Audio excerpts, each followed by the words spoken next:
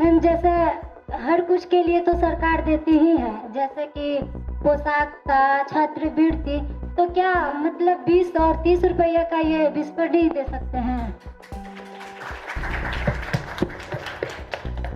अच्छा, ये जो तालियां भी बजा रहे हैं, इस मांग का कोई अंत है?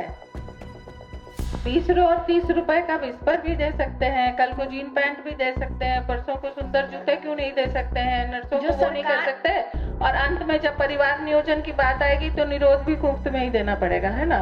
सब कुछ मुफ्त में लेने की आदत क्यों है? सवाल सैनिटरी पैड को लेकर था और बात जीन्स पैंट जूतों पर खत्म हुई।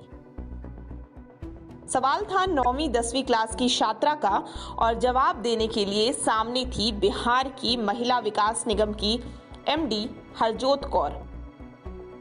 छात्रा का सवाल आपने सुना कि कितनी बेबाकी से उसने पूछा कि अगर सरकार सब कुछ दे सकती है तो फिर 20-30 रुपए वाला सैनिटरी पैड क्यों नहीं, और फिर इस पर जवाब का तो भाई क्या कहना, सुभान अल्लाह। एक बात और जो गौर करने वाली है वो ये है कि आखिर ये कार्यक्रम कौन सा था। तो कार्यक्रम महिला एवं बाल विकास निगम का है जो यूनिसेफ के सहयोग से पटना में हुआ है। इस इवेंट का विषय था सशक्त बेटियां समृद्ध बिहार। बेटियों की सशक्तिकरण और समृद्धि की बात चल रही थी और महिला विकास निगम की एमडी का क्या गजब का जवाब सामने आया। पहले बोला कि जनता की डिमांड का कोई अंत नहीं है, आज 20-30 रुपए का सैनिटरी पैड दे सकते हैं, कल को जीन्स पैंट दे सकते हैं, परसों जूते क्यों नहीं दे सकते, फिर बात परिवार नियोजन तक चली गई। मैम जैसे हर कुछ के लिए तो सरकार देती ही है, जैसे कि पोशाक का, छात्रवृत्ति, तो क्या मतलब 20 और 30 रुपया का ये विस्पडी दे सकते हैं? अच्छा, ये जो तालियां भी बजा रहे हैं, इस मांग का कोई अंत है?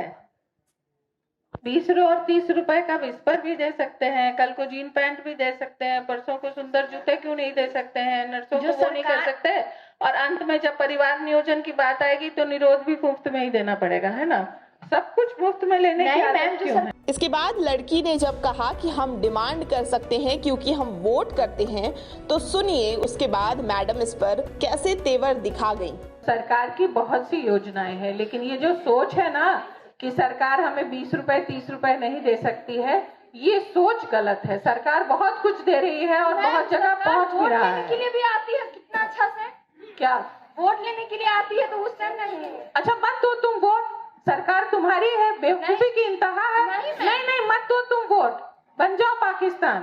मैम हम हिंदुस्तान में तो पाकिस्तान में क्यों जाए? हाँ, तो फिर वोट का क्या महत्व है, और वोट तुम पैसे के एवज में देती हो? मत दो वोट, बन जाओ पाकिस्तान। ये मैडम आईएएस है। एक अधिकारी के मुंह से शायद आपको ये बयान बिल्कुल असंवेदनशील और गैर जिम्मेदाराना लगे, पर ऐसा हुआ है। आपको बता दें कि इस वर्कशॉप का मकसद लैंगिक असमानता मिटाने वाली सरकारी योजनाओं से लड़कियों को वाकिफ कराना था।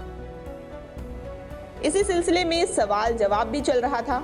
एमडी मैडम इन्हीं योजनाओं से जुड़े सवाल पर कुछ अजीबोगरीब जवाब देते हुए दिखी, जिससे वर्कशॉप में हिस्सा ले रहे सभी लोग हैरान रह गए। आपकी क्या राय है मैडम के इस बयान पर, हमें कमेंट करके जरूर बताएं। ये खबर थी पटना से सुजीत कुमार गुप्ता की। बिहार की खबरों के लिए देखते रहें बिहार तक।